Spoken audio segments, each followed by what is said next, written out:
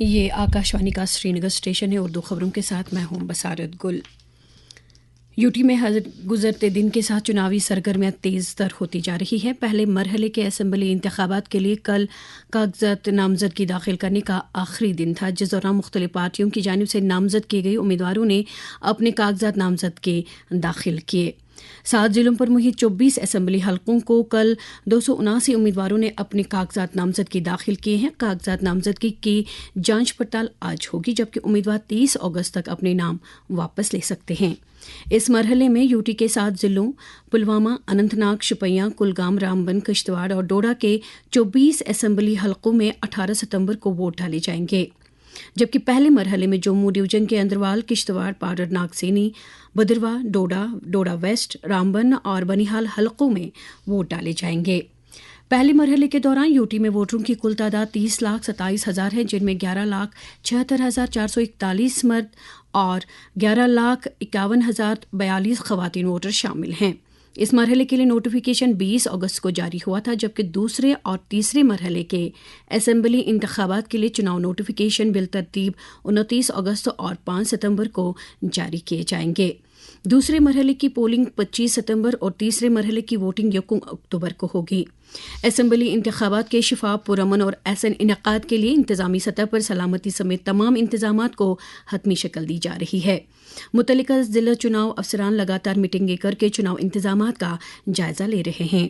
چناؤ سے جڑے عملے کو بھی لازمی تربیت دی جا رہی ہے۔ الیکشن کمیشن آف انڈیا کی ہدایت کے عین مطابق پولنگ مراکز پر جسمانی طور خاص ووٹروں کے لیے ہر طرح کی سہولیات بہم کرائی جا رہی ہے۔ تمام پولنگ مراکز پر بیت الخلا، پانی، بجلی اور صفائی ستھرائی کے انتظامات کو یقینی بنایا جا رہا ہے۔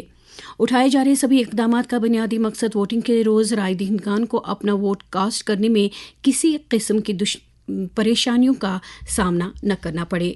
علاوہ ازیں ووٹروں کی بڑھ چڑھ کر شرکت کو یقینی بنانے کے لیے تمام اضلاع میں ان دنوں سویپ کے تحت متعدد اختراعی سرگرمیاں چلائی جا رہی ہیں، جن کے ذریعے رائے دہندگان بالخصوص پہلی مرتبہ اپنے آئینی حق کا استعمال کرنے والوں میں ووٹ کی اہمیت کے تعلق سے بیداری پیدا کی جائے۔ پہلے مرحلے کی چناو تاریخ نزدیک آنے کے ساتھ ہی مختلف سیاسی پارٹیوں نے بھی اپنی چناوی مہم میں تیزی لائی ہے، جہاں مختلف سیاسی پارٹیوں کے لیڈر اور نامزد امیدوار جگہ جگہ پر چناو ریلیوں اور جلسوں کا انعقاد کر کے رائے دہندگان کو اپنی جانب راغب کرنے کی پوری کوشش کر رہی ہے۔ چلی کے وزیر برائے امور خارجہ البرٹو وین کلاویرن آج نئی دلی میں وزیر خارجہ ڈاکٹر ایس جے شنکر کے ساتھ دوسری بھارت چلی مشترکہ کمیشن کی مشترکہ صدارت کریں گی۔ وہ کل رات نئی دلی پہنچے۔ البرٹو وین آج چلی انڈیا بزنس سمٹ میں بھی شرکت کریں گے اور بعد میں ممبئی جائیں گے۔ واضح رہے چلی لاطینی امریکہ خطے میں بھارت کا کلیدی شراکت دار ہے اور البرٹو وین کا یہ دورہ دونوں فریقین کو 2 طرفہ تعلقات میں پیش رفت کا جائزہ لینے اور تعاون کی نئی راہیں تلاش کرنے کا موقع فراہم کرے گا اور تعلقات کو مزید مضبوط بنائے گا۔ وقف ترمیمی بل 2024 پر پارلیمنٹ کی مشترکہ کمیٹی، جو کہ لوک سبھا کی رکن جگدمبکا پال کی صدارت میں تشکیل دی گئی ہے، نے عوام، این جی اوز، ماہرین، اسٹیک ہولڈرز اور متعلقہ اداروں سے آراء اور تجاویز طلب کی ہیں۔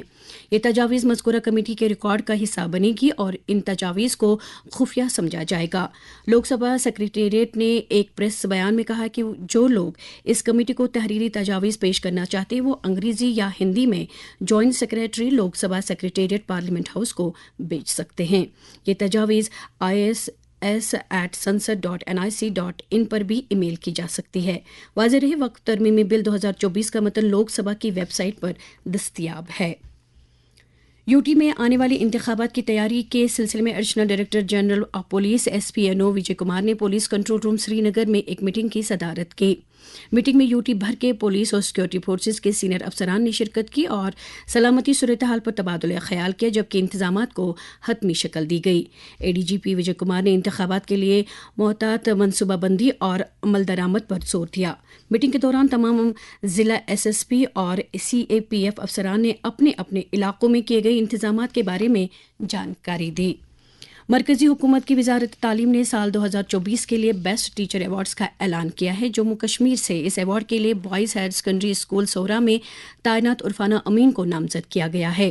یہ ایوارڈ وگیان بھون نئی دلی میں یوم اساتذہ کے موقع پر 5 ستمبر 2024 کو صدر جمہوریہ دروپدی مرمو عطا کریں گی۔ اس انعام میں 50,000 روپے نقد رقم کے علاوہ چاندی کا ایک میڈل اور ایک توصیفی سند دی جاتی ہے۔ اور اب درجہ حرارت۔ سری نگر میں رات کا کم سے کم درجہ حرارت 18 ڈگری سیلسیس، جبکہ جموں میں کل رات کا کم سے کم درجہ حرارت 24.6 ڈگری سیلسیس ریکارڈ کیا گیا۔ تو یہ تھیں ابھی تک کی خبریں۔